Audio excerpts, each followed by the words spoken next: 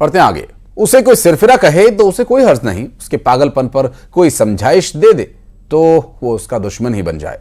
इस psycho killer ने एक घर में एंट्री करके लड़की का कत्ल कर दिया, लड़की की मां पर भी हमला किया। सिरफिरे का ये शूट आउट दहला देने वाला है। साइको लवर का इंतकाम। वो मेरी नहीं तो किसी की नहीं। एक तरफा प्यार में शूट आउट। लड़की का मर्डर, छत से भागा हत्यारा। सलाखों में सिरफिरा। साइको किलर का बदलापुर। 14 जुलाई की रात इस घर पर कहर बनकर टूटी। आरोपी प्रभु दायमा 18 साल की लड़की के घर में दाखिल हुआ। घर में घुसकर लड़की पर गोली चलाई। उसके बाद लड़की की मां भी इस सिरफिरे के निशाने पर थी। आरोपी के दिल में इंतकाम था। बदले की आग में यह धधक रहा था। जिसने तय किया था वो लड़की की जान ले लेगा। शूटआउट में लड़की की जान चली गई। वो तो गनीमत थी, लड़की की मां की जान बच गई। लड़का जो था कुछ दिनों से बच्ची को परेशान कर रहा था जी, धमकियां दे रहा था। इसे को लेकर बच्ची ने FIR भी दर्ज की थी उसके खिलाफ जी, फिर भी वो नहीं मान रहा था। और उसके अलावा भी वो बार बार फोन करके धमकी देता कि मैं कर दूँ, इसको ये कर दूँ। क्या सुबह उसे खूब समझा लिया जी, और मना भी कर दिया उसने कि अब मेरे साथ, मैं तो वैसे बात करता हूँ, बोले ऐसी कोई बात नहीं जी। हालांकि बच्ची की तरफ से कोई यानी सीहोर के भैरुंदा थाना इलाके में 14 जुलाई को गोली से गूंज उठा था इलाका। इस सनक के पीछे था एक तरफा प्यार। आरोपी प्रभु दायमा लड़की को किसी भी हाल में पाना चाहता था, जो बार बार प्यार का इजहार करता था। लड़की और आरोपी दोनों रिश्तेदार भी हैं। प्यार के इजहार पर घर वालों ने समझाइश दी, लेकिन इस सनकी के सिर पर तो इश्क का या कहीं पागलपन का भूत सवार था, जिसे समझाइश रास नहीं आई।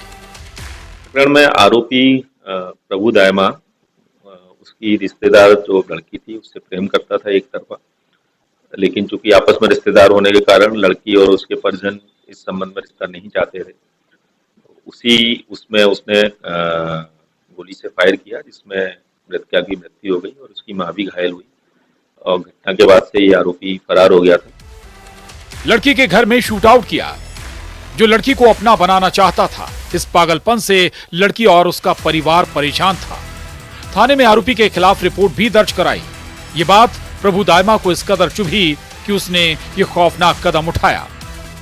लड़की के घर में घुसकर 2 राउंड फायर किए, फिर छत से आरोपी फरार हो गया था। 17 जुलाई को सतराना पुलिया के पास आरोपी को दबोचा गया। पुलिस की टीमें लगाई गई थी और उस टीम से जो इधर उधर कई जगह वो ट्रैवल कर रहा था, और उसी बीच में रेहटी के पास से उसको गिरफ्तार करके उससे हथियार बरामद किया गया। वो यही बताया था कि वो चूंकि प्यार करता था एक तरफा, और वो उसका ये था कि वो मेरी नहीं होगी तो किसी की नहीं होगी, इस टाइप की जो फिल्मी बातें वो कर रहा था। पिछले 1 महीने से लगातार काफी टाइम से पीछे था, वो लगा हुआ था उसमें। बीच में उसके खिलाफ एक प्रकरण भी पंजीबद्ध किया था। सनकी की सनक ने इस परिवार की खुशियां ही छीन ली। सीहोर से प्रदीप चौहान के साथ bureau report, news 18, Madhya Pradesh, Chhattisgarh.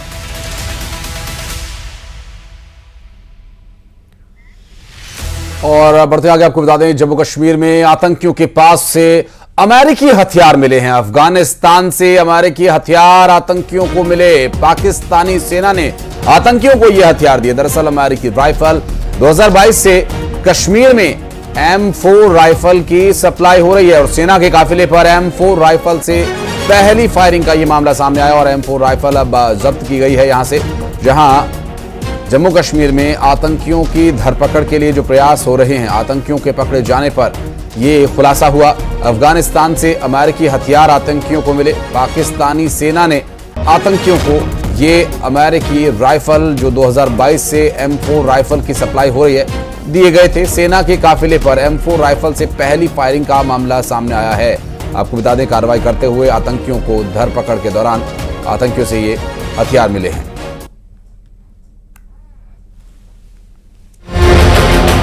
Jammu Kashmir में घुसपैठ कर रहे पाकिस्तानी आतंकियों के पास अमेरिकी हथियार मौजूद हैं। ये वही हथियार हैं जिन्हें अमेरिकी सेना 2021 में अफगानिस्तान में छोड़ गए थे।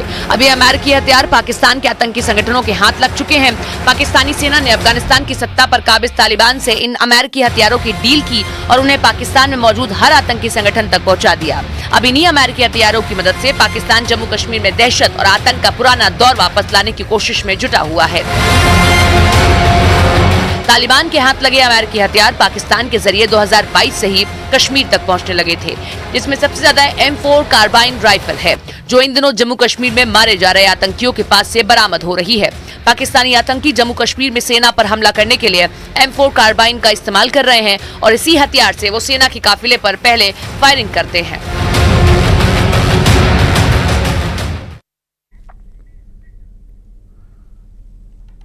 और गुजरात में जानलेवा चांदीपुरा वायरस से अब तक 15 बच्चों की मौत हो चुकी है।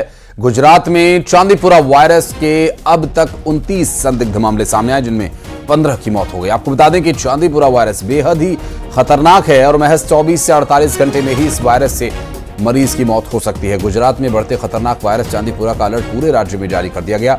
गुजरात के मुख्यमंत्री और राज्य के स्वास्थ्य मंत्री की मौजूदगी में सभी जिलों के स्वास्थ्य अधिकारियों के साथ बैठक की गई और उनके साथ स्कूल्स को जरूरी निर्देश दिए गए हैं। आपको बता दें कि चांदीपुरा वायरस सबसे ज्यादा बच्चों को अपनी चपेट में ले रहा है।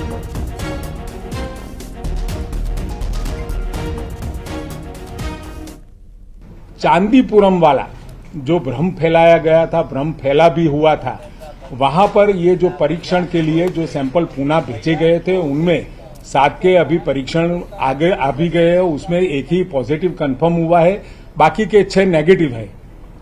29 जितने केस रिपोर्टेड हुए हैं, करीबन 14।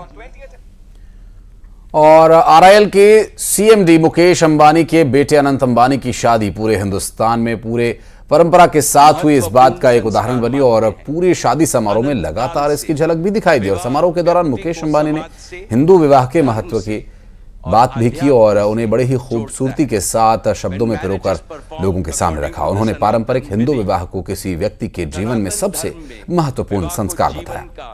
सबसे महत्वपूर्ण संस्कार मानते हैं। अनंत काल से विवाह व्यक्ति को समाज से, धर्म से और आध्यात्म से जोड़ता है।